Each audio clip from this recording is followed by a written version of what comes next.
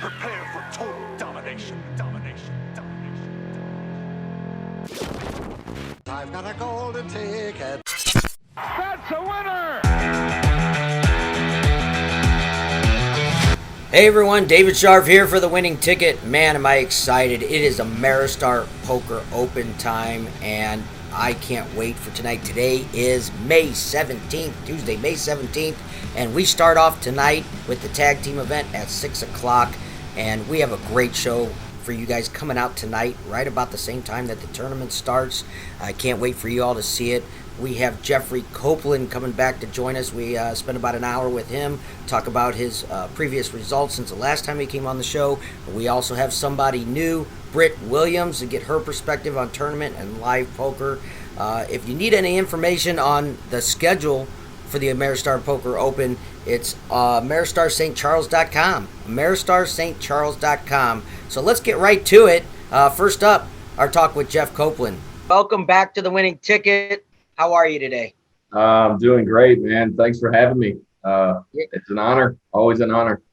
I love it, man. I want to talk about your run since the last time you were on our show, because I got to give myself credit for all of your success since the last time. But seriously, after you came on, you lit fire right away, right? I did. I've cooled off since then, so I thought it was a good time to come back on, because every time I come on, I go on a little run following the show. Last time you had me on, I immediately just couldn't do anything wrong for a while after that, and those are the times when poker's fun, right? Right. Yeah, absolutely. So literally after our live show, you went over to Hollywood, and you won or chopped a big event over there? Yeah, I don't remember the order of the things that happened, but that tournament, I believe, was a $500 mega, they call it. They have that once a month. They also have what's called a $300 mega once a month. Those are their two biggest local tournaments. Literally drove from your studio to Hollywood, hopped in the tournament. I think we chopped it 4 or 5 ways for a little over 5K. 2 weeks later, they had the $300 mega, chopped it 4 ways for a little over 5K. And then the APO, somewhere in that time frame was the APO. Right. And I chopped event 1, also 5 ways. They gave me, somehow I talked them into giving me the biggest share when I was working chips. The one guy was super short stacked, and he really wanted to chop, and it was in his best interest to do so. So I really didn't want to chop it, and the short stack immediately said, "I'll pay him any extra money that he wants." And then everybody else is like, "Okay, fine, let's be done," because sometimes it just makes sense. Everybody's short stacked. We've been playing for what seems like forever. Everybody's getting tired and whatnot. Then APO main, we ICM chopped that 4 ways. 952 runners for that event, I believe. Isn't that incredible? Wow. Chopped that 4 ways. I know the other 3 guys well. Good group of guys. That was fun. Had an amazing rail. A lot of friends watching, not just me, but we were all locals, all 4 of us. So it was a pretty good rail and a good time. Drinks were flowing. I think my share of that was 33 grand. So those are the good ones that make for a really good year, and that was really cool. And that all happened right after I came on your show. And going into your show, I was on a downswing. Yeah. I had been breaking even for a long time. I was getting my tail kicked. So it was a welcome change. It was pretty cool. Well, I sometimes you just got to vent, and I'm glad we could be that source for you. I tell you, sometimes it just needs just needs a change of pace, right? So somewhere to go, somebody to talk about your game, break down your game, and this is Yes. yeah. And Uh, what I know that you were working on breaking down your game at that time anyway, right? yeah, And because when you're on an extended downswing, and like I said, it wasn't even really a downswing. It was like 8 months of break even poker, which for a poker professional or a semi-professional like myself, I consider myself a retiree first and foremost, and then a professional poker player. But when you're on an extended, like an 8 month break even streak like that, it feels like a downswing because when you're not earning money, you're losing money essentially. right. So, I mean, I think most people can relate that that would be like going to your job and clocking in for 8 months and never getting a paycheck. So you begin to question everything. And that's when having a good circle of poker friends really helps out. You need people to help support you so you don't drive yourself crazy because you you start to question everything. Like I said, you try to study. Me personally, I just study harder, and I'm trying to be objective and honest with myself as to whether or not I'm playing bad or running bad or a combination of the two. And often they go hand in hand. If everybody's human, if you're getting unlucky just for weeks on end, you can very very easily fall into some bad habits, and then you start playing bad, and now it just snowballs. So yeah, you got to study harder. You got to talk to your friends, get feedback from friends whose game you respect a lot. And I am fortunate enough to have that. I always give a ton of credit to my circle of poker friends because poker's a lonely game, and you're often on trips where not a lot of people from St. Louis are there. You often don't know a lot of people, so you fall into this lonely place where you're questioning your own game, and it, it really really helps to have like group messages with friends that can, you say, hey, let me have it. Tell me how bad I played this hand, and good poker players, you have to have the ability to be critical of yourself because you show me a closed-minded poker player and I'm going to show you somebody that's never going to get better. 20 years from now, they'll Yeah. still be the exact same. Yeah, always have to be evolving, right? So Yeah. with that, you talk about studying and breaking down your game. Let's go over that a little bit. What's maybe not all your secrets, but what's your process of breaking down your game and studying? What does that look like for you? So it helps. I often take notes immediately following a significant hand at the table.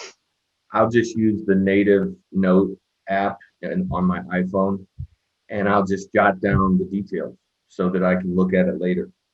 And it's better to look at it later because you don't want to be using all your cognitive ability at the table, still focused on a hand that's already happened. You can't do anything about it. It's already happened. So don't continue to use your brain power worrying about it. You have a pretty good idea often that you might have butchered that hand, but let's put it down in our notes and let's just quickly say what the action was, what the blinds were, what happened, and look at it later. And then, because often you're not going to remember those details later if you don't write it down. So that's the first step. That's what I tell people. I have people message me, random people that I barely know. They'll message me on like Facebook Messenger, and they'll ask me pretty much what you're asking me now. Like, how do I get better? I often get asked if I offer one-on-one coaching. I don't yet. I just maybe sometime in the future I will, but it's not something I've done. But there's a ton of content out there. I direct people to Jonathan Little's content, and a lot of it's free. It's on YouTube. It's out there.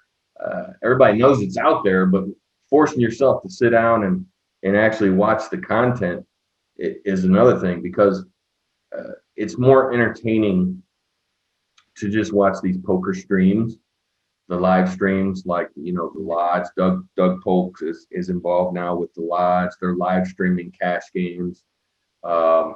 There's what's the place out in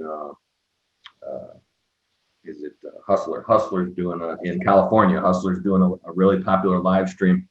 It doesn't take as much mental energy. It's easier for people to just watch that, and then they kind of think they think they're quote unquote studying. And they are probably getting better just through osmosis, just from watching people. But at the same time, some of those players aren't making optimal plays. So you could be picking up bad habits while you're watching this entertaining live stream. Because often people get on those live streams and they want to play splashy. They want to show all their friends back home. Look, I just cold 4-bet that guy with deuce 3 off. They're calling it the dirty diaper hand nowadays. And so then John Q. Public goes to the local casino and he's trying to 4-bet 3 deuce off. So that's what I tell people. Like, the content's out there. If you want to pay a monthly subscription, you've got pokercoaching.com, which is Jonathan Little. You got Run It Once, which is, I believe, Phil Galfon's site. You have Upswing, which is Doug Polk.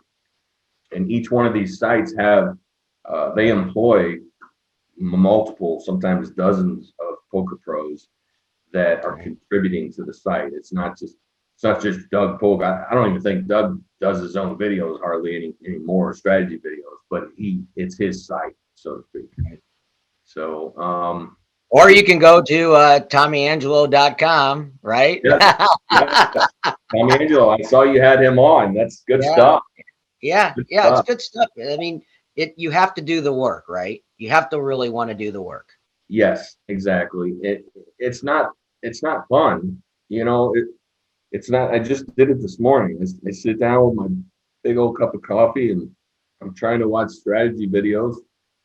Sometimes I catch myself dozing off. It's like, I mean, it's like it's like work. When I used to work at the chemical plant, we had ongoing training where we'd have to get on the computer, we'd have to log on, and we'd have to watch these training videos.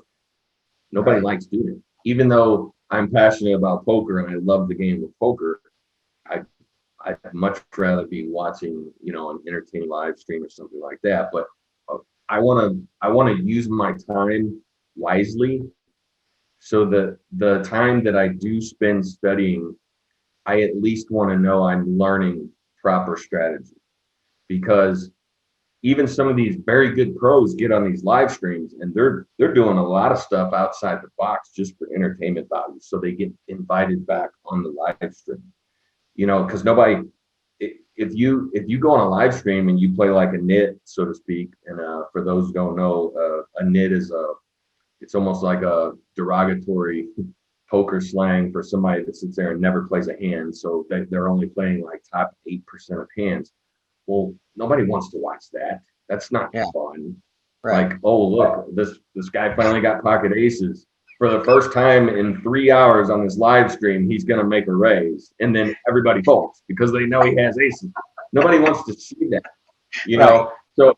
So when you're watching these live streams, you're inadvertently picking up a lot of bad habits, and it's really hard to figure out what the good strategy is from the bad. So, yeah. So you went to Tunica recently for the World Series of Poker circuit. It's nice to see that the circuit is back up and running strong, right? After COVID. Took a little while, but here it is. Yeah. And the numbers down there, from what I hear, were absolutely amazing, right? It's actually surprising.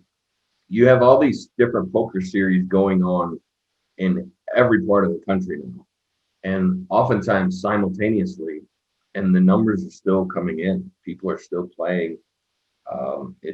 It's encouraging for the future of poker. I'm hoping that continues with the APO that starts tomorrow. Ameristar, I'll give them a shameless plug. Ameristar Poker Open at Ameristar St. Charles, Missouri. God bless you. Starts tomorrow. Pam Knapp, Eric Ewing, and all the great staff. They've listened to the players. They've tried to expand the series. They've got bigger buy-ins now. It's a little longer, and the funnest event tomorrow is tomorrow. Tag team event is tomorrow, and I'm actually looking at the schedule right now. It is at 6 p.m. tomorrow. Registration opens at 4 p.m. Get there early, please, because the tag team brings out an enormous number of players, and I don't want to see anybody not be able to get in if the registration line is too long. If everybody shows up at once, it really puts a lot of stress on those cashiers. But anyway, back to your what I was saying. Went down to Tunica, stayed for almost the entire series. Lost money overall.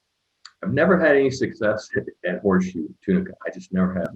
I like it down there. I really do. I like the setup they have. For anybody that's never been there, they have a live music venue. It's like a mini stadium. It's got stadium seating and a stage, and they turn that. It's called Bluesville, and they have a lot of decent sized music acts. A lot of old school bands that you haven't heard of in like 20 years. You're like, oh, they're still playing, but anyway, I don't know how many people it might seat 6,000 or 7,000 people. I have no idea, but they convert it to a poker arena, and they just have poker tables everywhere. The final table is up on the stage, so it's like a really cool thing. Yeah. And I actually got up on that stage for the first time ever down in Tunica. I've been down there 4 times. I've never final tabled anything, well, except the nightly. They don't put the nightlies.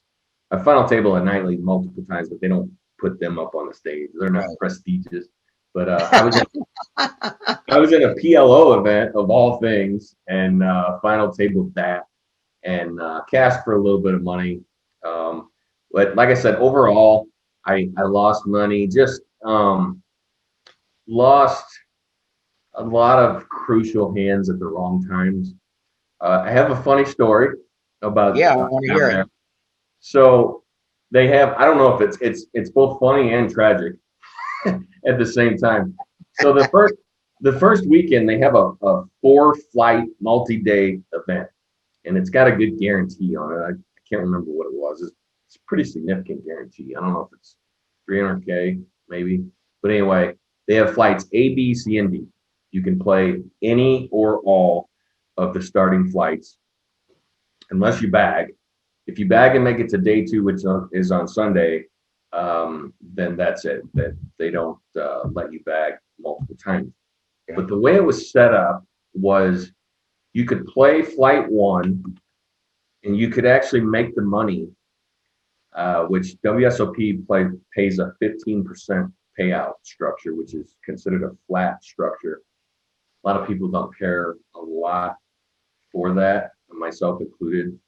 Because when you min cash, I like you to at least get double your buy-in back. 15% does not accomplish that. So I know you're in the middle of a story. I'm going to tell you. So when they went to that, which is really unfortunate for me, because in 2014 I played the main event in Vegas, and if they would have been in the 15%, I would have min cashed instead of busted out. Right. So I have mixed feelings about it. I believe that when I get there, I want to get paid. I want to at least double my buy-in. I totally agree. But in my personal experience in the main event for $10,000, I would have liked to have cashed for $15,000 and say I cashed in the main event. So I'm being a hypocrite here and saying I've always saying I don't like the 15%, but in my personal experience, I kind of call bullshit because they implemented that, I believe, the year or 2 after I missed the money. So I'm a little lost in my own brain on which way to go here, but I go ahead and continue. But I for my most part, I like the 10%. I do. So, Go ahead. yeah, or at least something in between, but yeah. So the way it was set up, you could play flight A and you could make the money and then, but you could make the money and then bust and still not bag. So like they pay 15%, but only they were playing down to, I think the number was maybe 5 or 6%. And then those are the players that would move on to day 2 on Sunday. Okay. So I played the first event. I played flight A. I cashed. I busted. Did not bag. I played flight B the next day. I cashed. I busted. I did not bag. So you see where this is going. I played all 4 flights. I cashed all 4 flights. And, you know, people on the surface, they're like, oh, that's great. You're cashing everything. But they were all min cashes. I never did find a bag. I never did make it to day 2. And I actually lost money overall on that event. I cashed the same event for the first time in my life. I cashed the same event 4 times and lost money. So, you know, I'm not laughing. I'm not laughing at you. I'm laughing with you for sure. it's kind of neat. You know, it's a neat thing. Oh, I cashed one event 4 times. And then it's also pathetic because I couldn't find a way to make it to day 2 a single time. So, yeah. That's fantastic. All right, coming up right now, like you said, tomorrow. This is actually going to go up on Tuesday evening, late afternoon. So we have one more. As you know, our good friend Britt Williams is going to come and join us tomorrow morning, and we're going to have you both up at the same time. So I'm pretty excited about that. And we are starting off with the tag team event, and it's the APO time. What are like you mentioned, like the expansion of the schedule? I have been hearing both sides of, yes, the $1,100 main is great, but also a little expensive. Now we're going to cut the field a little bit, probably in half. I would think 400 people would be a good number for the main event at $1,100. There's 500 people or 500 entrants, however you want to look at it, not going to be able to play the main because of the step up. I think the only thing that is missing is maybe that $400 event. Yes, we're doing a mystery bounty, but maybe in between add another day in or 2 days in and make it a week long where we have a $400 event, then the main event. So the people that can't play the $1,100 main, or what are your thoughts on that? I agree. I think that's what we're all hoping that they're moving toward is a full length series. When I say full length, you know, it's I think like a WSOP circuit series where you start on like Wednesday or Thursday of one week and you go through that weekend and then all the way to the next weekend. And that would be great because it would allow, like you said, to bring the 400 multi-day back and then also have a mystery bounty. It would have everything. It would have something for everyone. And I think, I mean, correct me if I'm wrong, but the biggest obstacle is probably dealers. Yeah, I was going to say staffing is probably the obstacle at this point in time, for sure. But I'm like you. I think I don't know. I'm reluctant to put any money on it, but I don't know what to expect. My guess I threw out. I was just talking to a group of guys last night. They said, "What? How many you think they'll get for the $1,100?" I threw out a number. I said 385, and it wouldn't surprise me if I was way off one way or the other. I honestly have no idea what to expect. I know that in the Midwest, I know there's a series also going on down at Downstream, which is driving distance for some people from that area, and they might choose to stay down there for that. So that's going to hurt. But I mean, in Ameristar's defense, you know, everybody's like, why'd they have it at the same time as this? Why'd they have it at the same time as that? Well, the way these series are popping off all over the country, there's always something that's going to conflict. Right. It's very, very difficult to have it not conflict with anything. So I'm just glad we have it. Yeah. I hope it's a success. Like I said, come out for the tag team. If you've never played a tag team event, it's the most fun in poker. It's absolutely fantastic. They yell, you and your player each have your own stack, and they yell switch at random times, and you have to go play on your partner stack, and they have to come play on yours. You could be in the middle of a hand. You could sit down, and you're encouraged not to talk to each other either. In the spirit of the game, you're not supposed to tell your partner what's going on, because that's the funnest part, is sitting down and looking at your hand and looking at the action and thinking to yourself, how in the hell did we get to this point? You know? So anyway, come on out for that. I love to see all the new faces. And this time they moved the tag team to the beginning of the series instead of the end. I know the last few times they had the APO, if you made day 2 of the main event, you were not allowed to play in the tag team because it conflicted. Right. So they got rid of that problem. Kudos. Well, I know that was one of your suggestions for sure. Yeah, it was. I was screaming from the rooftops because you know, I mean, it's a good problem to have, but I wasn't able to play the tag team multiple times because I was deep on day 2. And I love playing events where poker is fun to me, because often it is not. When you're playing as a professional, there's additional pressure that comes along with that. And you know, a lot of times I long for the days where poker was just so fun for me, you know, right? Kind of a job, you know, for sure. And I recently, I'm gonna give another shout out here. I recently played with a lot of friends of ours at a fundraiser.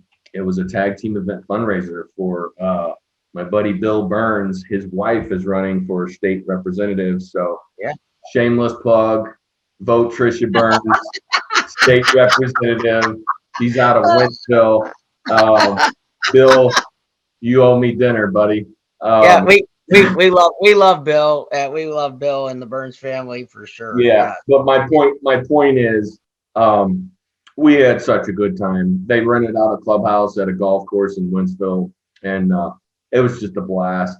And I like seeing. I was sitting next to a gal that had literally never played Texas Hold'em before in her entire life, and she was just having a blast, and it was causing me to have a blast, because it takes me back to the days when I first got hooked on the game. You know, I was playing free bar poker, and I was like, oh my God, this game is so fun.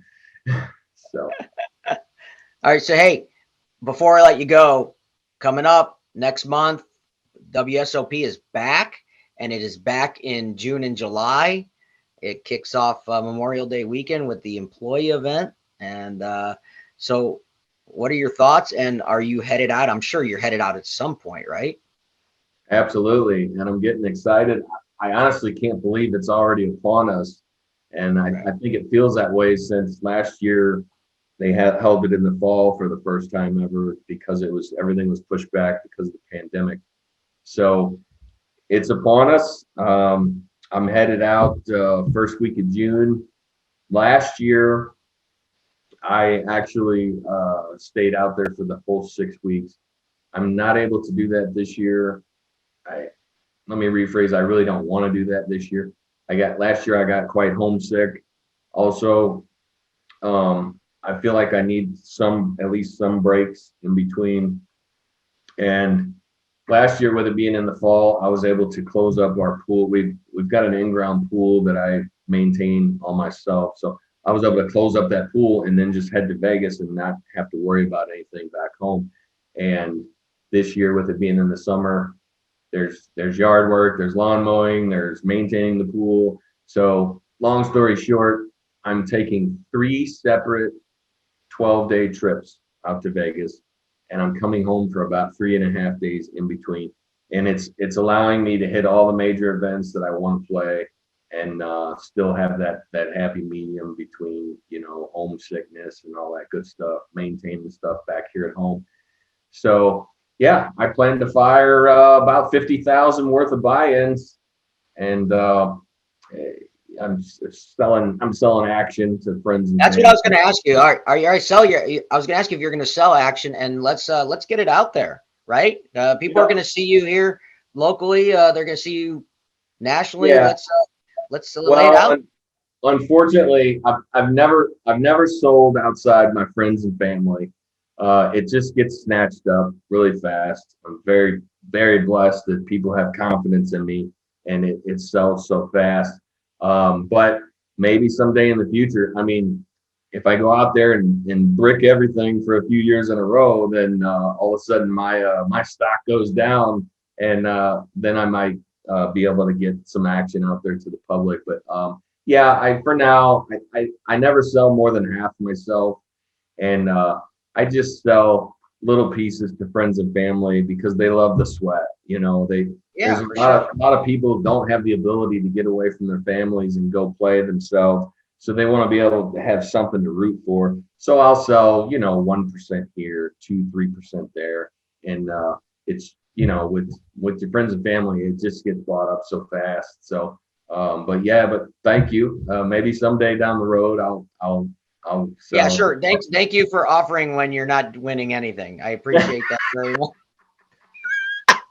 I'll be sure to pick up some more Shibu Inu too. Yes.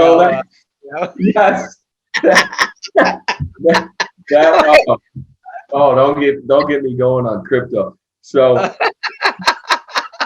that'll mean, so if and when I do sell to the public, that'll mean I'm due. I'm quote unquote due, because it'll mean that I haven't won anything in a while, right? Yeah. So that's one way of looking at it. So funny story about crypto, real fast. So I love it. Go ahead. An unnamed friend of mine, his name rhymes with Audrain. He messaged me. He's like, "Hey, there's this. I got a hot tip on this crypto, you know, and it's one of these little alternate coins where each coin's only, you know, it's only worth like 0.00000. So, you know, you spend $100, you get like 1 billion of them or something, you know." He's like, I think it's gonna do something. So I'm like, whatever. So I throw a couple grand at this coin, right? I'm like, I'm finally gonna take a shot. I'm sitting on the sidelines for so long watching everybody else make money off crypto, you know. And I do have some Bitcoin and some Ethereum, but I've never really messed with the alternate coins. So I threw a couple grand at it, and I was telling this story at the poker table the other day. It's worth like, I don't know, $79 now.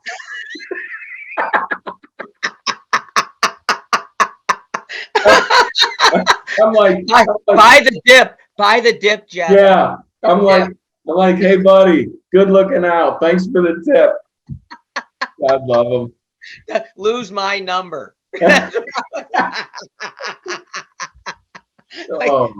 Oh, good I mean, stuff. I might want the name of that coin. If it's that low, maybe I should buy it now. And then if hoping you get even would make me a fortune. It would. It honestly would. It's called Kishu. Kishu. I don't know what it means. I don't know. I had to go on some unknown exchange just it was, honestly, I think it was out of the back of a guy's van. I bought this stuff. Yeah. I'm a smart investor. I was joking. You were serious about buying more. So talking about the series. So this year, the series I'm talking about, World Series of Poker. Right. This year's the first time it's ever on the Strip. They lost their lease, or their lease expired over at the Rio. They're doing it in this convention center that sits in between Bally's and Paris on the Strip. Yep. And nobody really knows what to expect. It'll be crowded. is what think it's going to it's be. going to be a bit of a cluster, especially the first week. I'm sure there's going to be a lot of stuff they got to iron out. What my strategy is for anybody that goes out there and plays anything, I highly recommend you going and registering for your event the night before. They keep That's those great cages advice. open. They keep those cages open like really late at night. I think when I got into town last year, the first big event is this year. It's called the housewarming because they're quote unquote in a new house. Last year it was called the reunion. That first event draws an enormous amount of players. I want to say last year like 12,000 players or something like that. I expect it to be even bigger this year. I got into town really late at night. I was dead tired. All I wanted to do is check into my room and just get some sleep. And I forced myself to go over to the Rio, and it was like, I want to say it was like 11:30 at night. I bought in for that next day. And the next day, boy, was I glad I did. The lines were just unreal. Everybody shows up at the last minute trying to register with 12,000 other players thinking that, and they wonder why the lines are so long. You know, it's you got to strategize a little bit. So if at all possible, buy in way early. You can buy in days in advance. Yeah. And preferably on those off hours, late at night. Cages are still open, you know. And then this year they have, for the first time ever, WSOP is copying a bit off of what I think it was the Win that started these mystery bounties. And the mystery bounties have become extremely popular. WSOP has a $1,000 buy-in mystery bounty event where if you somehow make the money, all you got to do is somehow make the money and you get an opportunity to draw an envelope. And there's going to be one envelope. I mean, don't hold me to this, but I'm pretty sure I read where one envelope is going to be worth $1 million. Wow. So wow. You could just randomly draw. It's like a lottery. So you could squeak into day two with a little bitty tiny stack. And then the way I understand it is you get to draw at least one envelope no matter what. So even if you don't knock anybody out on day two, you still get to draw your own bounty, and it could be worth $1 million. So I'm curious what the minimum envelope is. Is you get your buy-in back? I'm sure at least. I think they're going to range. You know, they're going to range all over the spectrum. There'll be, you know, anytime you get a chance to draw that kind of money, that's amazing. So in those fields, they tend to be the softest as well, because when you add a gambling / lottery type of element to that, it brings out the degenerate gamblers. Yeah, it for sure. People that like, they don't necessarily play poker a lot, but I'm going to take a shot at this because all I got to do is make the money and I can draw. That's what I was going to say is like, what's that bubble going to be like? Right. Yeah. Yeah. Right. Yeah. Definitely it could be a different approach at that point. Yeah, right? For sure. Yeah. You really, usually my strategy towards a bag, like when I say towards a bag, any multi-day event where you're trying to make it to the end of the night and then they stop the tournament and you bag up chips and you come back for day two. And more often than not, if you bag, it also means you're in the money. And especially in this case of this mystery bounty, you definitely want to make it into the money. But my point is, my strategy is I'm always trying to build. I'm trying to win the tournament. I don't want to just squeak into day two with a little bitty stack just so that I can tell my friends and family I made day two, because that doesn't get you a whole lot in a regular structured tournament. You're not trying to just make day two. You're trying to build stacks because you want to win the tournament. Well, in this case, I mean, I just want to somehow make it into the money. Of course, that $1 million envelope. Yeah, I'm going to play my normal game. I'm always trying to build a stack as long as I have the chips. But if I start to get short in a regular structured tournament, I'm trying to double up or go home as I approach that bag because I don't want to come into day 2 with a tiny stack. Well, in this case, with this mystery bounty, that's going to change because I'm just trying to get to that I just want to be able to draw at least one envelope, you know, and that one envelope, I mean, even if it's 10,000 or 20,000, you know, it's still let's go.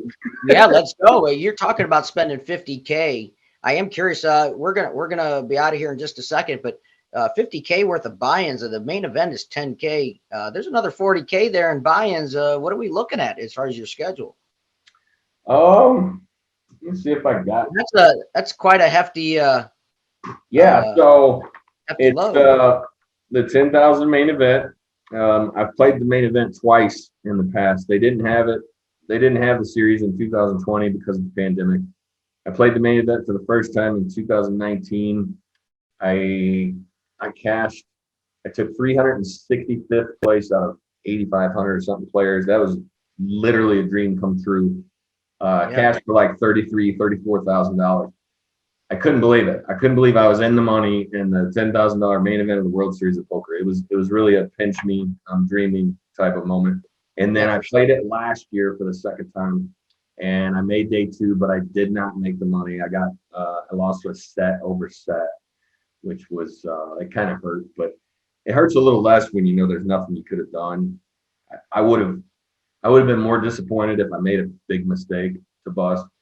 But when it's set over set, it's just whatever. You just walk away straight ahead, right? Yeah, no, right. Yeah. Say, hey, where's the beer lady? Not hard to find in Vegas, by the way. Yeah. So anyway, I'm playing. So I'm hitting all the major. My 3 trips out there. I'm going to be out there across all the weekends, and because they have all the big events. When I say big events, I mean not necessarily big buy-in. I mean, I'm not playing any of the high roller stuff. Like I don't play like $5,000 buy-ins and above, except for the main event. You know, they've got how we getting to 50K in buy-ins though? That's what I want to know. So I'm hitting I'm playing that first event, the housewarming. I'm playing. There's Venetian. You know, I'm not just playing at Valleys for the WSOP. Venetian on June 7th and 8th. Venetian's running a multi-flight $1,600 MSPT event. So I'll be firing bullets at that. So when you're saying you're talking about 50K, you're allowing yourself multiple buy-ins of some of these, right? Yeah. Yes. And this 1,600, how many are you going to allow? How many times are you willing to put into that? 3 for 4,800? I allowed. Here, let me bring up my real quick. I'll bring up my spreadsheet that shows how many bullets I allowed. I am curious if you're 3 buy-ins deep in something like that, and not the goal is to break even, but where do you have to land to get your money back? I don't. At a certain point, so this particular one, I'm allowing 3 bullets, which I thought that's what it be. So a $1,600 event, I'm allowing 3 bullets. At a certain point, I stop for my own psyche. Like I'm firing 3 bullets. If I fire 3 $1,600 bullets, which is significant money for most people, if I bust that 3 times, I don't feel like I'm really gonna play my A game on that 4th bullet. I'm gonna take the rest of the day off, regroup, maybe go play some golf, maybe at least go hit golf balls, something. Meet up with friends, whatever. So for me personally, I mean, the true professionals that aren't necessarily worried about bankroll, they'll fire as many as it takes. You know, you got your Daniel Negreanu's, they'll fire 10, 15 bullets. They don't care because they know they have an edge on the field and they know the goal is to win it. And if you win it, you're going to still make a profit, even though you have so much invested. But for me personally, that threshold on a $1,600 buy-in is probably 3 bullets. The most bullets I've ever fired in my life was the WSOP circuit event came to Ameristar right before the pandemic.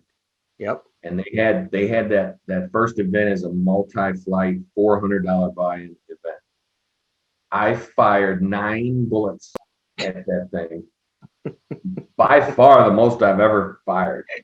And I never, ever found a bag. I was ready to jump off the Blanchette bridge. So, but I know I have an edge on that field. So, and $400 is well within my comfort level. So I was going to keep firing. Good friend of mine, Craig Welko, when the HPT used to come to Hollywood, St. Louis, their multi-flight, like 350, their first event was like $350 buy-in. And Welko was having a similar time as I did when I fired those 9 bullets, where he was just, and when you fire that many bullets, it's not necessarily that you're playing bad. You're just getting coolered and bad beat left and right and just unavoidable spots, queens versus kings versus aces, like, how it goes. So, like, I remember Welko, he fired, he was like 8 or 9 bullets in, and, and then I'm at tables. I'm at the table, and people see him walking back and forth to the cash cage. And I know the same things were said about me when I fired 9 at the WSOP. They see you going back and forth to the cash cage. And then, there's rumblings of, I don't know why they buy in that many times. Like, they're not even going to get their money back at that point. But we know we have an edge on the field. And Welko actually won that tournament for like $34,000 on his 9th bullet, because he has an edge on the field. So right. if you know you have your edge, and here's a piece of advice. I don't know where I learned this from. I didn't come up with it. I learned it from somebody else. It's probably one of my friends. Is when you bust a tournament that's well within your comfort level financially, and you're thinking about rebuying, ask yourself, if they held this same tournament next week, would you play it? Most times the answer is, well, hell yes. Yeah, right. You have to treat each bullet as a separate tournament. Even though it feels like you're getting your ass kicked, even though it feels like you just busted 4 or 5 times, and then you got to take the walk of shame to the rebuy line, and all your friends and all your opponents see Copeland going back and forth to the rebuy line, and it feels like shit. It really does. But the next bullet is a new tournament, and you have to somehow find a way to erase what has happened up to that point, because you're getting ready to pay $400 and you're going to get a whole new stack, and you're going to play it like it's a new tournament. Now, at some point, it becomes where it doesn't make much sense. And for me, that threshold is usually below 15 big blinds. If it's so late in the registration period that I can't even have 15 big blinds when I sit down, then okay, I'm done. Like, yeah, poker, you got me. You win today. I'm done. So that's what I was going to ask you, is that something like when you say 9 buy-ins, 8 buy-ins, yourself and Craig. Yeah. This route is not for somebody who plays once or twice a year. No. This is not. You want to go 9 times deep. What's that? I mean, it depends on how much money you have. If you're a guy, if you're a guy that's retired, or you have a lot of passive income, and at this point, that money doesn't mean much to you, it's your entertainment, then why wouldn't you? That the Ameristar Poker Open only comes along a couple times a year, so yeah. It's not like in St. Louis we struggle to get tournaments like this. We've got your daily $60 tournaments, and then on the weekends you might have a little bit bigger buy-ins. But how often does this come around? So as long as it's in your financial comfort level, why wouldn't you? Even if you don't feel like you have an edge on the field, everybody's different. If you're a millionaire, then to spend a few $1,000s on entertainment, you don't really care, right? Yeah, but for somebody who's taking it seriously, not saying that millionaires don't take it seriously. That's not what I'm saying. But disposable income is not $3,600 for a $400 buy-in 9 times when you basically have to final table just to break even, right? And maybe this is where I'm going to go back to something you said earlier. This is where you have to be honest with yourself, right? Where your play is and how you're playing, and your bankroll size. All these factors come into play because a lot of players do have jobs, right? But the disposable income, I don't know too many people that can just write off $3,600 into one event, treating it like, I understand what you're saying, treating it like it's a new event every single time. Right. But $3,600, that's, you said you have to have an edge. This is the time to be honest with yourself. What am I doing here at that point? Correct.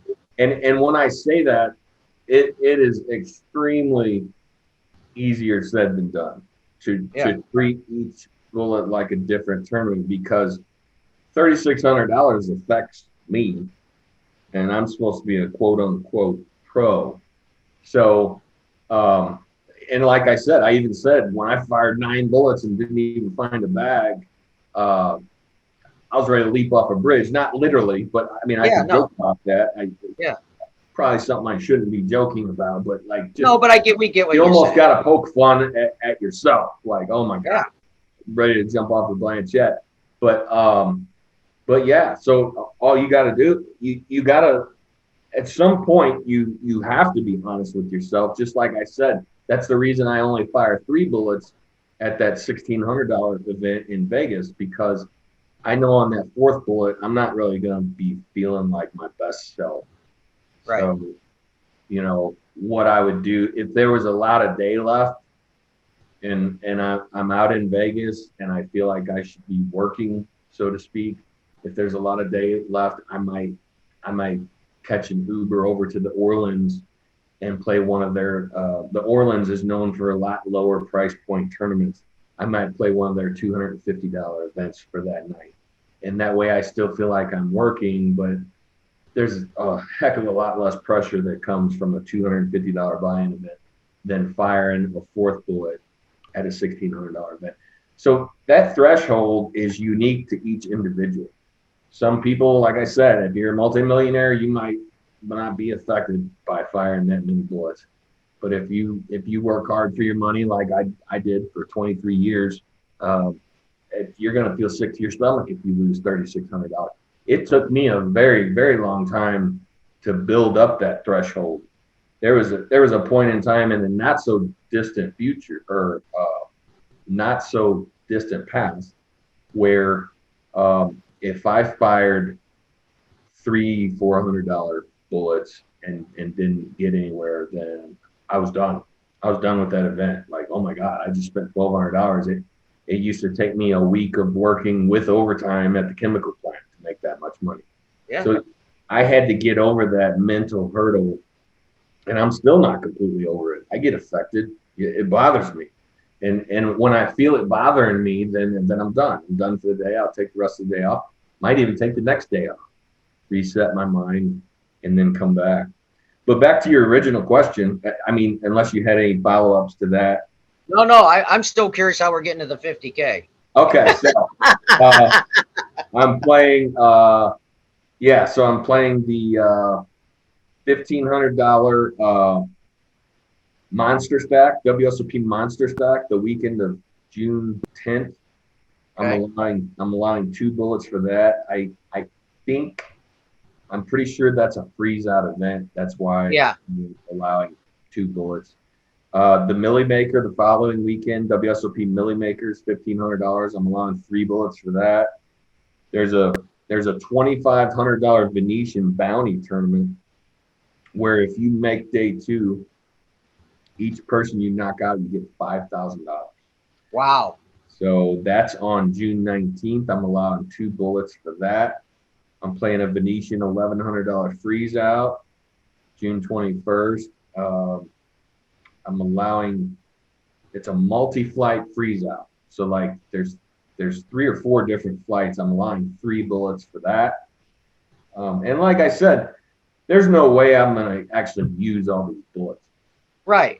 First of all, the logistics of it often becomes impossible, because if I make day 2 on one event, or some of these WSOP events, they've got day 3s, days 4s, day 5s, right, then that's going to conflict and not allow me to play these other events. So like all my investors, they know that I say this is what I'm going to play. I estimate what each percent of me will cost. But at the end of the series, even if I were to not cash a single thing, everybody would have money coming back because there's no way that I use all these bullets. Right. So everybody.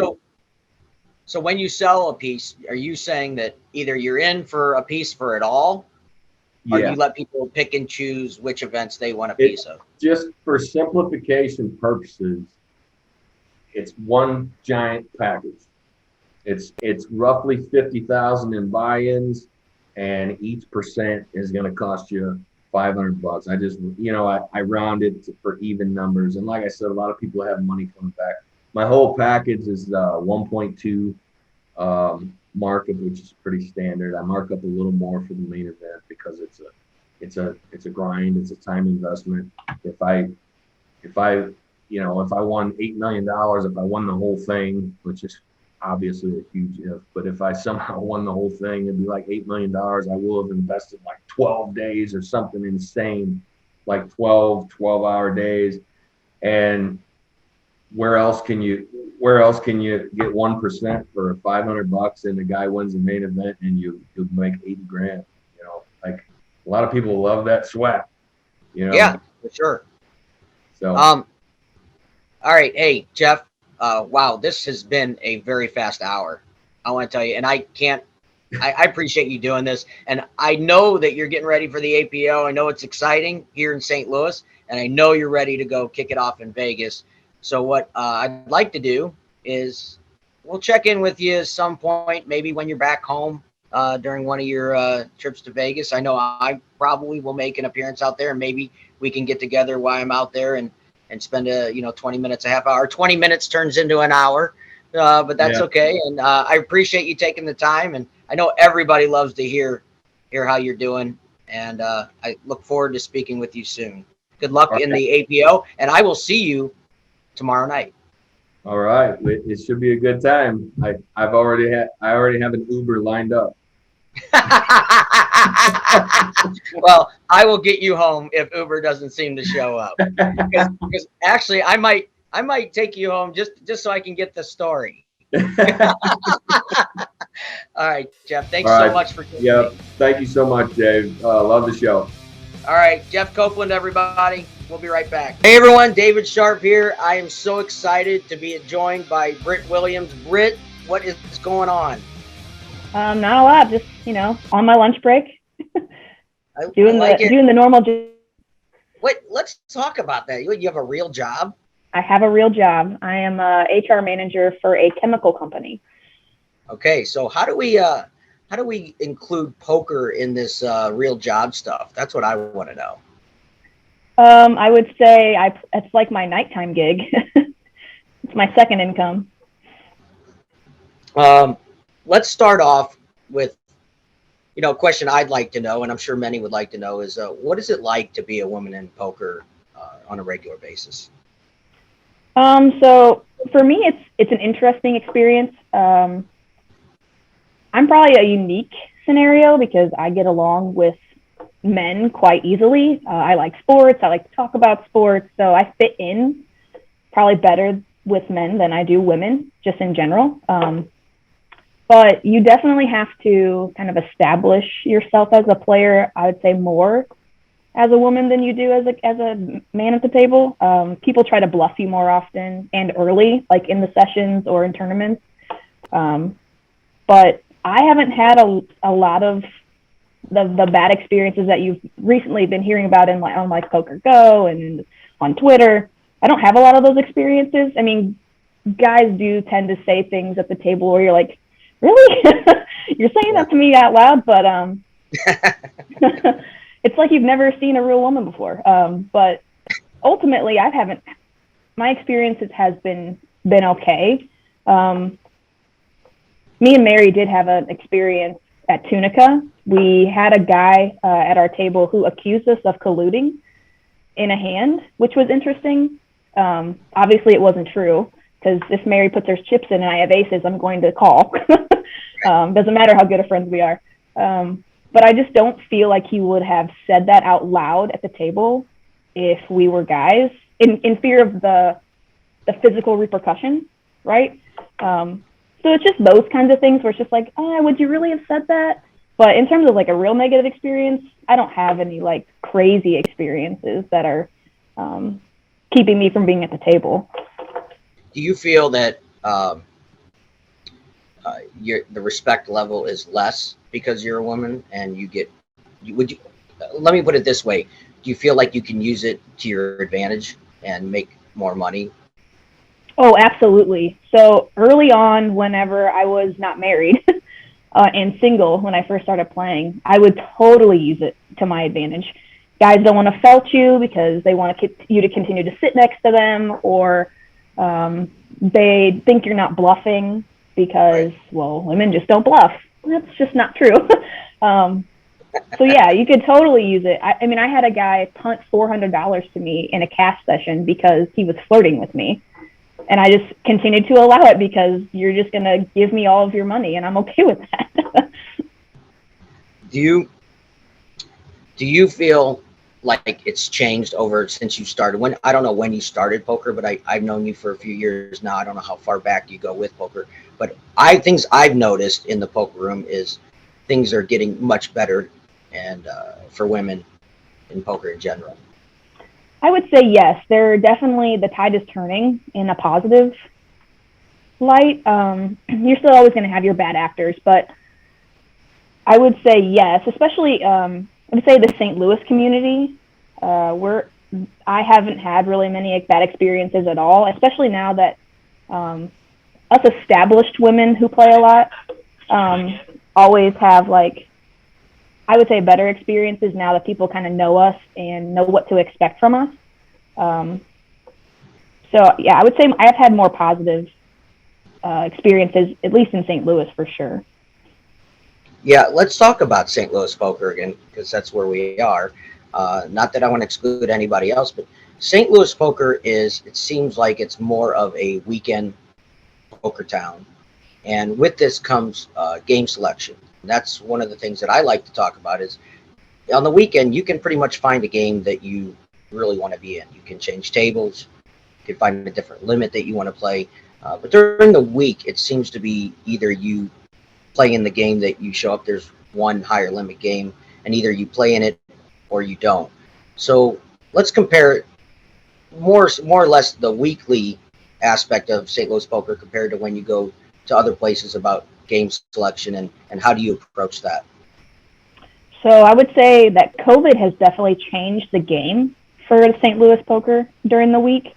When everything was shut down, all of these really great home games have popped up. That has helped kind of keep the poker community alive and connected to where you now have multiple games you can pick from during the week.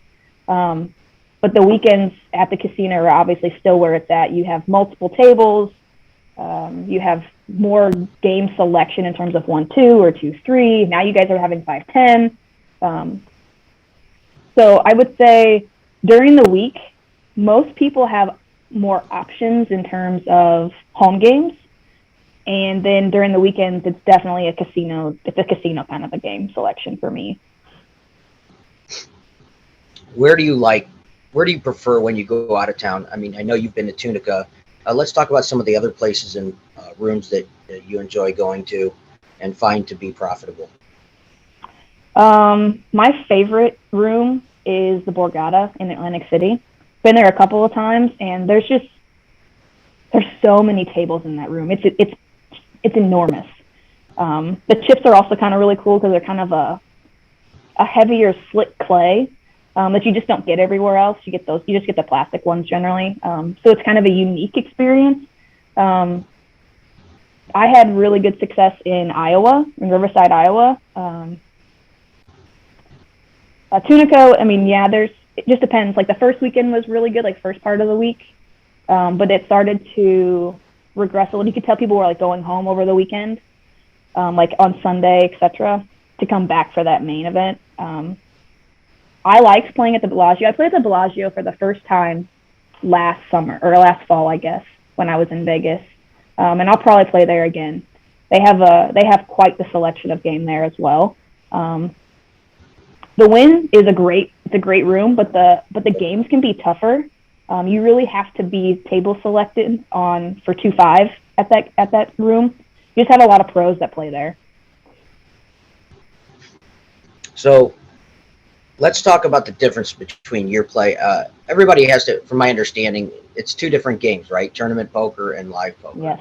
And I know that you enjoy both.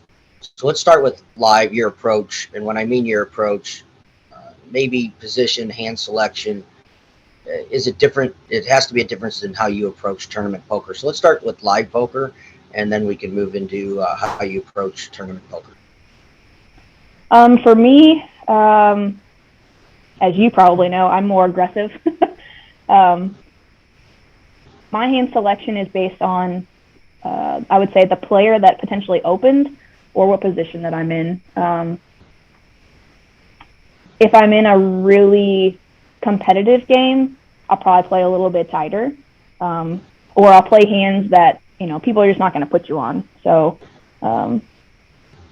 it's really just about finding hands that you can make the nuts with, or at least a sneaky nut, to where people aren't going to be expecting you to flip over that hand. That's how you make your most money. It's actually harder to make money with like aces and kings, because everyone can put you on them if you're 3-betting, 4-betting. Everyone just assumes you have aces or kings. But it's when you're doing that with your suited connectors, or your even like 10-8 of hearts, those kinds of hands that you honestly probably make your most money.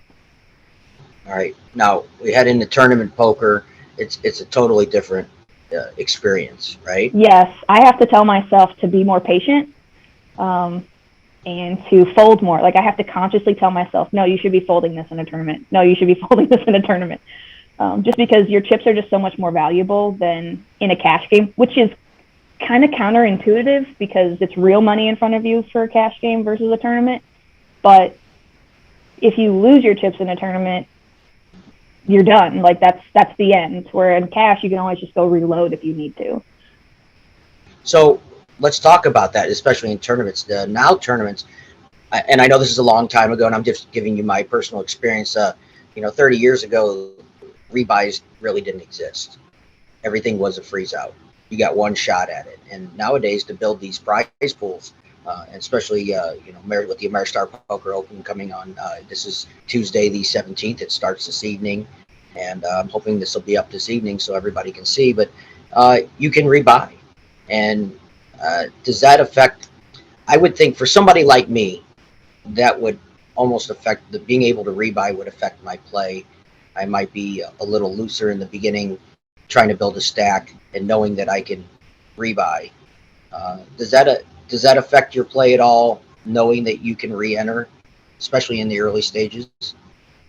It affects my play in terms of maybe calling off a little lighter, or trying to stick it in with maybe the nut draw, versus taking the lower variance and just calling to just see the turn and then making a decision on the turn bet. But in terms of how I initially start playing, I would say no. I try to play every tournament like I can only buy in once, with just the knowledge that if I need to rebuy, I can. But my goal is to not have 4 bullets in and then cash. My goal is to have 1 bullet in and cash. Right. So it only does a little bit in terms of going for it for a huge draw. But other than that, my range doesn't change, even if it's a rebuy tournament. I don't want to. The rebuys aren't there for me to be firing multiple bullets. It's for the other players to be firing multiple bullets. Yeah, it's a great way to look at it. But it is nice in the sense for the prize pools. The prize pools have just absolutely blown up because of the rebuys, right? And I think that it becomes an overlay to. I like to use that word, an overlay to a player who is an advanced player who can take advantage part of the field that is a little weaker of a player, not as experienced as you are. I talked with a few other players who play tournaments all the time, and they're willing to go sometimes several buy-ins deep in these rebuy tournaments with their intent on that they have an advantage over the field, and that's why they put so many buy-ins. And I'm curious your thoughts on going 4, 5, 6 buy-ins deep in some of these events. Is there any value to you in doing so if you feel need be? I would say for me, it's based on how the day is going, right? So if I'm just running awful, which is resulting in me starting to play really bad, then I'll just call it and come back the next day to fire a new bullet, versus firing 4 or 5 in day one. I just feel like I'm losing value when I'm doing that because something's clearly not going right for me that day. So it's more of a like, I just need to clean slate, start it over, come back tomorrow. That's how I prefer to do it. Like I think the most bullets I've fired in a tournament has been 3 in one because it was like a Saturday. So it was like the last day to bag. But I think that's probably my limit is usually like 3 bullets. I would probably be willing to say that I don't have as much success when I fire more than 3 bullets, just because something's not working, or I just keep getting sad at like the worst table draw. So for me, it's not as valuable, even if I feel like I do have an edge, which can be frustrating whenever you feel like you have the edge at the table and you just can't get anything going. So for me, it's probably more mentally exhausting to continue to fire that many bullets in a day. And I'd probably just chalk it up to either the next flight or this isn't the one I'm going to win this week. All right. So the APO, Ameristar Poker Open, is this week. I'm assuming that you're making some time for coming up, not only cash, but tournament. Are you planning on playing the main event? I will. I'll play Saturday.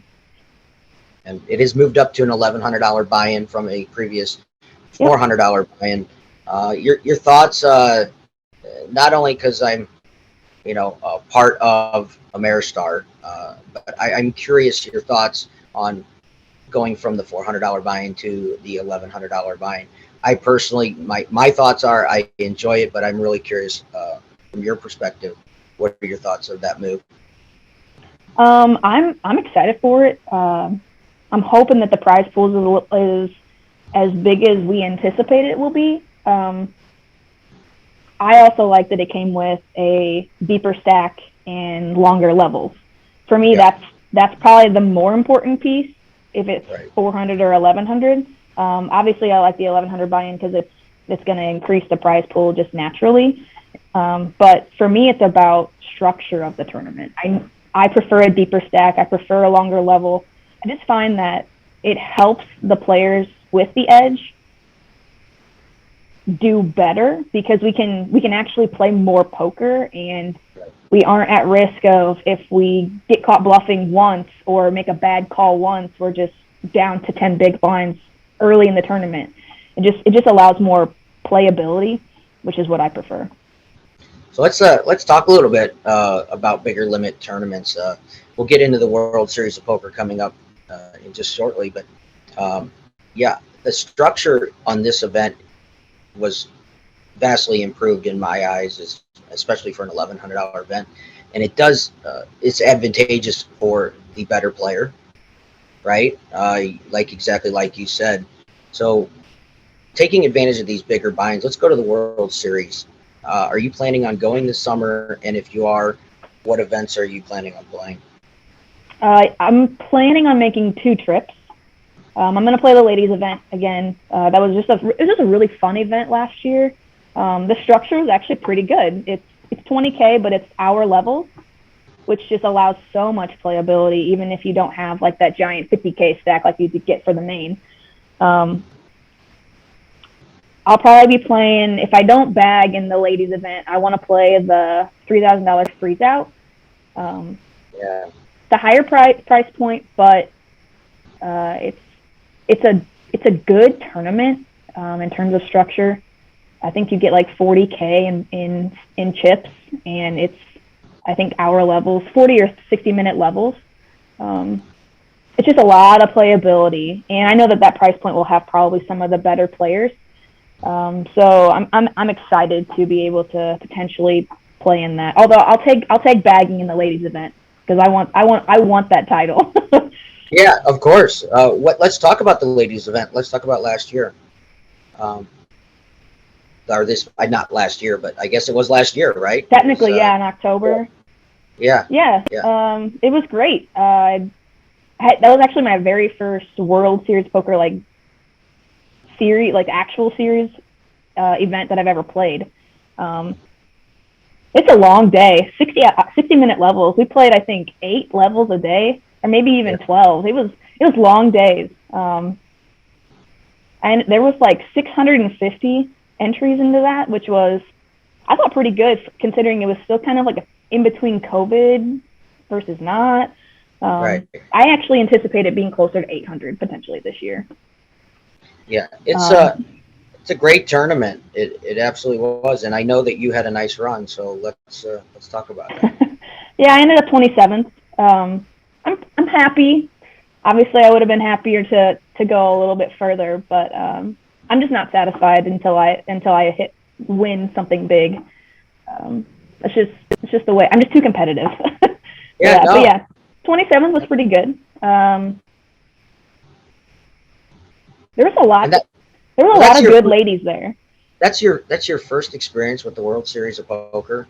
Yeah. And you make the final 3 tables. Yeah. I'm going to give you props on that. And just the other side of it, and there's a reason why I'm interviewing you, is I have played 24 World Series events and never cashed.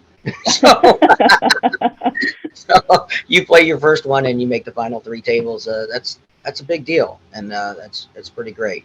It's a big it was actually an incredible experience. I got to play with a lot of the pros, like the lady pros. I played with Vanessa Cade, who I've been following for a while now. She's an up and comer. She's good, but she's also super nice. She's a super nice human. I got to play with Christy Moreno, it's Christy Arnett Moreno. I saw Maria Ho. I played with Lynn. So just all of the still relevant females were there playing, supporting, and really like chatting it up with all of us, to where we just, it was a really good community feeling at that event. Right. So, all right, here's the question without giving out all your secrets. We always have to be improving in whatever we're doing. Like, as I keep doing these shows, I look for ways and people to count on and give me advice, and read a lot and watch a lot, and how to improve on how we get better at our craft. So what are some of the things, without giving out all your secrets, how do you study? How do you improve? For me, it's about watching people play. I watch a lot of like Hustler Live, and used to be live at the bike. I really like watching Garrett Adelstein play. He has helped me improve my cash game tremendously, just with his bet sizes and how he gets like very thin value on the river when most people would check back. So I watch a lot of, like, I have Poker Go, and so I watch a lot of events on there, especially at the high roller tournament events. It's just such a high level of tournament play that I take some of their lines and implement them into my game. Like the Alex Foxons, and even Dan Negreanu has really improved and adapted to this newer style of play versus people like Helmuth, who really haven't adapted and just keep playing the way that they've always been playing. It's just been interesting to see his game evolve over the last like 5 years, to where I give him kudos. He's bought in on getting better. All right, so this is the big question, right? You have a real job. When you say real job, I don't know if you call what I do a real job, but that's where I go to work. So, but you have a real job. You have a family. You're married. You have kids. And this is a question that I ask everyone, and I love hearing different answers. But it's the poker it's the poker life balance. It's whatever you're doing in life balance, right? Whatever your hobby is, whatever you do, but yours is poker. So how do we take poker, a family, a job, and make it all work? You have to be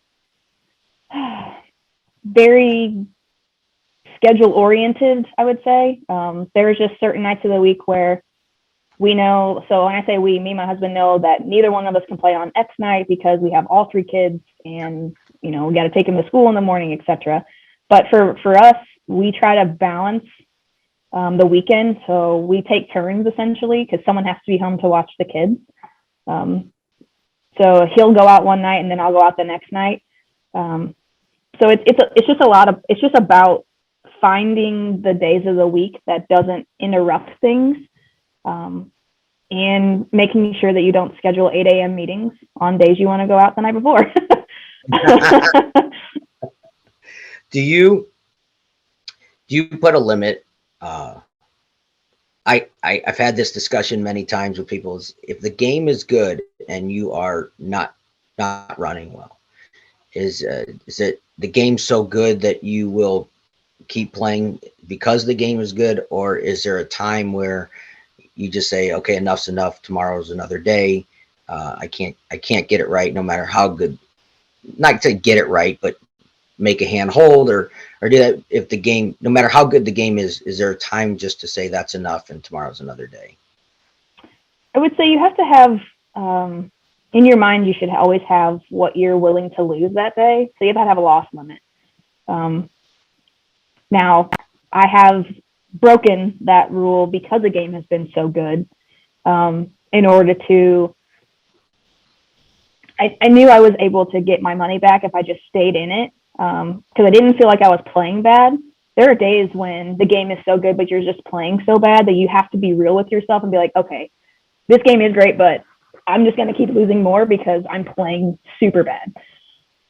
So you really just have to be able to have that honest conversation with yourself and determine, is variance catching up to us right now, or are we playing bad? If the answer is variance, then you can stay in the game because eventually that will turn, or you can make other moves to either buy a pot or push people off of a hand. There's adjustments you can make when it's just variance. But if you're playing bad, it doesn't matter how good the game is. You're going to be the fish today if you're playing bad. Yeah. That's why I'm still working for a living. So, bankroll management is something that, is, I've heard so many different viewpoints on bankroll management. And to me, it's like, there shouldn't be so many variances on bankroll management, but there is. And the thought process is, I get all the way from people who play for a living to the answer that I would assume I would get. And then people that work for a living saying that, well, there doesn't have to be so much of a bankroll management because I have income all the time. So I guess your thoughts with you working for a living and playing, your thoughts on bankroll management and if there are any, really. So for me, so Jared and I have separate bankrolls. Everyone always just assumes that we have the same one, and that's just not true. Because he has a job and I have a job. So yes, we are married and we pay bills together, etc. But ultimately, since our style of play is a little bit different, he manages what he's got and I manage what I have. But for me, it's about, I only bring with me what I'm willing to lose that day. And the only way I'm going to pull out the ATM card is if I absolutely need to. And I've only had to do that maybe twice in the last year. So it's about establishing what your side income budget is, right? And having that in cash. Like I keep my bankroll in cash or in chips. So that way I always know how much I have available. The only good news about it is if I lose, I have the ability to make it back, I guess, quicker by having a career versus, right, having to figure out a way to scrounge up the money again to play poker again. So, I've had it to where my bankroll has gone real small and I have to take about a month off, and I get paid every 2 weeks, and then I'll be able to find some more within that, but it can take time. Yeah, that's for sure. So before I let you go, this is something that is really important to you, and it's important to me, and I think it's just good in general for poker. How do we involve more women, and how do we get more women involved in our poker games? I would say you need to start with tournament structures. I would venture to say that more women play tournaments versus cash. It's a little bit less intimidating of an environment. So you have to start with better structures and honestly better prize pools. So the ladies event in Tunica this past month was a $200 event, 40 of that which goes into like the fees, right? So only $160 going into the prize pool. You got a 10K starting stack with 30-minute levels. That's a turbo. It's a turbo event, right? Yeah. That's a garbage structure. The only reason that I really played it was because it's a ring event. So I was purely going after the ring. Right. I mean, I got ace and only made like, I got paid out, I think $336. First place is only $3,300. It's just not attractive. It's just not an attractive prize pool or structure if you really think about it. I mean, we were in level like 5 and everyone had 10 to 15 big blinds. That's not poker. That's a shove fest, realistically. Yeah. So I think starting with structure and price point would be better, a way to attract women. I don't know why they think that we won't spend $300 or $400 when most of the women that played in that ladies event played in the $400 event. So, I mean, for me, you have to make it look attractive for us to play, as well as you have to promote it. You have to start promoting the good women players, the good examples of a woman player. I mean, we've had a bunch of these people on Twitter blowing up about Poker Bunny. I played with her in the ladies event when she had her mental breakdown at the table, and now she's on Hustler Live and she's angle shooting. She is clearly out of her element in the game, and we're promoting this as the example for women in poker. And it's like, makes me want to pull my hair out. Let's promote the Vanessa Cades, the Maria Hoes, all of those ladies that are very good. They're quote unquote well behaved, right? They have fun. They're engaging at the table. To where let's promote the good behaved women or the good players, and leave out the ones that give us all a bad rap.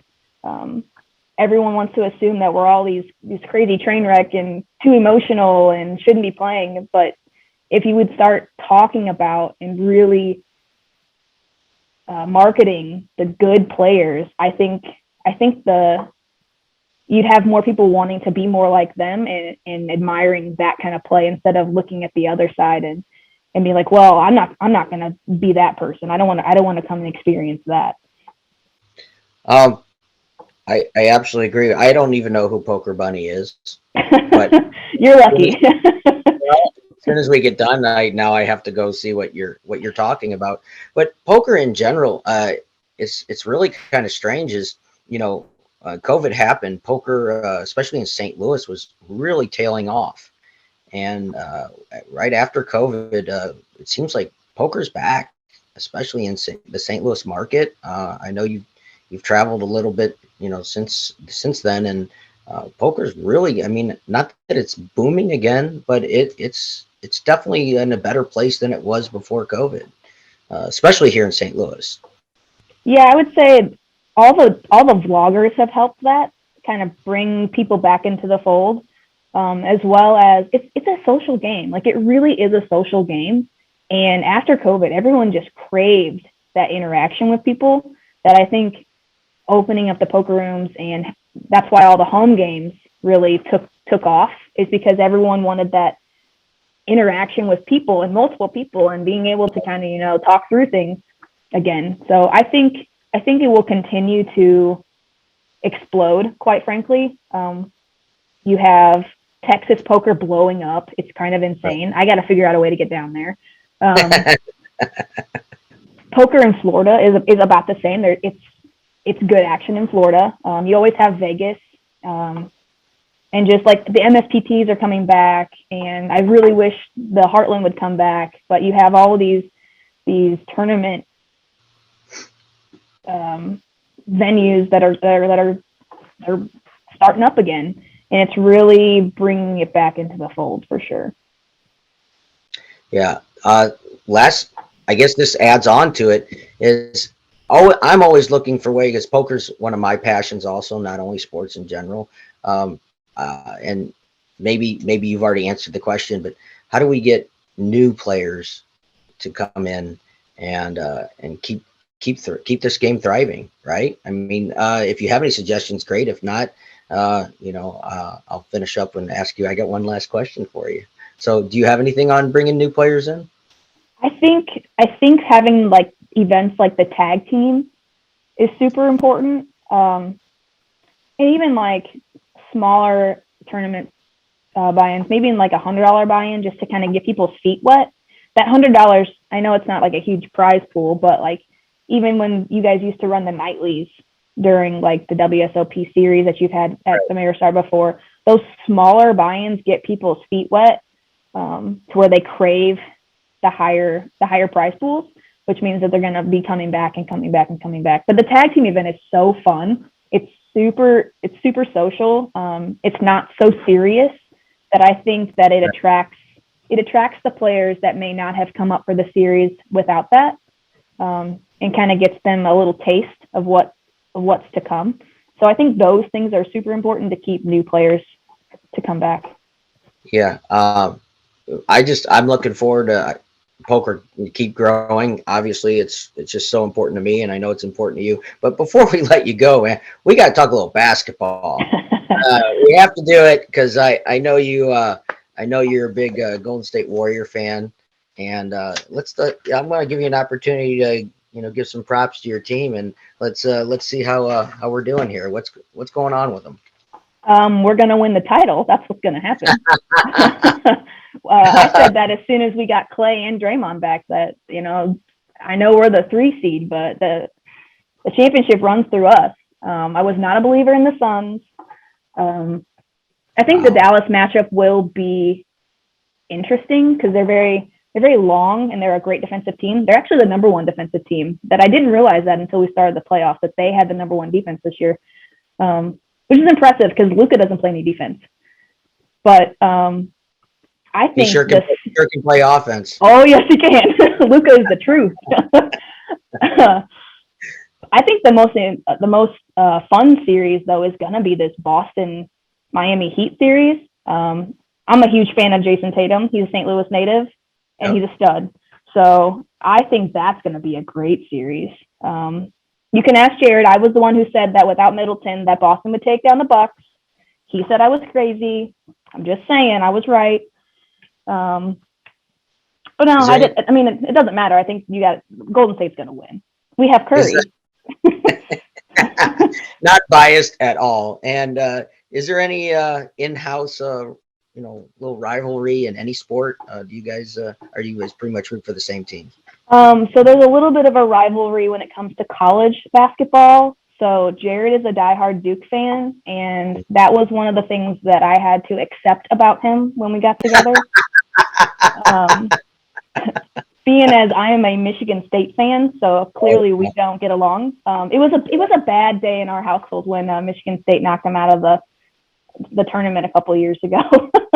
Jared was not happy. It wasn't bad for you. Well, no, but when Duke loses, it's a bad day. He gets so devastated. Is there any other sports that you like as much as basketball, or is this it's baseball? Basketball? I'm a diehard Cardinals fan. I'm as diehard as not being crazy. Let's talk about that. This is something. This is also, for anybody that doesn't know, this is mainly a sports gambling show. So let's talk a little Homer baseball. My thoughts on bringing Albert back. I personally, and I'm probably in the minority here, I'm all for bringing him back, and I'm willing to give up a year in the playoffs. I still believe they're going to make the playoffs, but I'm willing to give up a playoff run to bring Albert back this year, which he's already back. But I mean, we'll watch Wainwright and Yachty do their final hurrah and get a chance to watch them. I'm a little bit in the minority from everybody that I talked to. What are your thoughts about bringing Albert back, and is he really going to help the team? I mean, as of right now, he hasn't done too bad, but let's see. Let's yet to be seen the rest of the year. For me, when it was originally announced, my initial thought was, why? I would have rather had a different bat. Like, I really wanted us to go get Kyle Schwarber. I just think he would be a great addition to the DH spot. But as long as we use him correctly, right? So he needs to only play DH, maybe first base like once every 80 games, and only hit against lefties, then I'm good with it. I can appreciate the nostalgia. It ensures he goes into the Hall of Fame as a Cardinal. It's kind of neat to have him and Yachty and Waino kind of have their last hurrah. But unlike you, I am not willing to give up a playoff chance. I want Yachty and Waino to go out on a high, and missing the playoffs doesn't do justice for them. Yeah. So for me, it's about that. I totally get your viewpoint. I'm sticking to mine. But I'm in the minority from everybody that I talk to. I am. And I still think I don't have a problem with Pujols. Like, I think he's great for the clubhouse and the young hitters and that aspect of it. I think that's invaluable to our team since we do have a lot of young guys. Right now, for me, the biggest question is, when is Nolan Gorman going to come up? Because that kid can mash, and he's been mashing for a couple years now, and it's about that time. I think the person that will end up off the roster will be that Dickerson kid who we signed, just because, like, I would rather have Gorman than Dickerson. He's our guy. I don't understand. Not that Corey Dickerson's doing bad. He's just, Nolan is mashing. Yeah, what are they waiting for? That's what we all know it's about years of control and starting the clock. Yeah. I think they're trying to see how Sosa is going to play out, because he wasn't doing well, and then he got hurt. DeYoung just cannot hit. Man, I want DeYoung to be good, but man, he cannot hit. He's an above average shortstop who strikes out more times than Barry Bonds. Like, it's so frustrating to see his decline when he was an all-star 2 years ago. Right. So he's a two-time all-star. He probably is, because he used to be really good. But I think we're gonna have to give this Sosa thing a chance. Yeah. But I think after the All-Star break, if Sosa's still batting below 200, it's time for that experiment to go, and we need to move Tommy to short. He'll be just fine over there. Really? Yes, move Tommy over, and you put Gorman at second. Wow. I am willing to sacrifice a little bit of defense, because whatever Tommy can't get in short, Nolan can get. Arenado is a stud third baseman, so you can give a little on the shortstop side because you have Arenado at third. Just my thoughts, but all right. Well, I love your thoughts, and with that, before we go, I'm going to tell you that when we start really getting into baseball after basketball is over, I want to have you back, and you like to talk basketball too, so we might have to have you back pretty soon with my basketball experts. I think you definitely can hold your own. So I'm looking forward to, we might have to do that. What do you think about that? I'd love to talk basketball. It's basketball, baseball, even football. I like talking about it. All right. Well, that's what we do. Listen, we got to head out. Britt, thank you so much for taking the time with us here on The Winning Ticket. My name's David Sharp. Britt Williams. This will be posted. Today is the 17th of May. This will be up and running tonight. Man, this was great. Thank you so much. You're welcome. Thanks, David. All right. Take care. That was Britt Williams, everyone. Winning Ticket. We'll be right back. Man, those last few hours were absolutely fantastic. What a lot of great information from our guests. I want to thank Jeff Copeland, Britt Williams for coming on and spending the last few hours with us. Today, May 17th, starts the Ameristar Poker Open. If you want to get a hold of Ameristar Poker Room, it's AmeristarStCharles.com.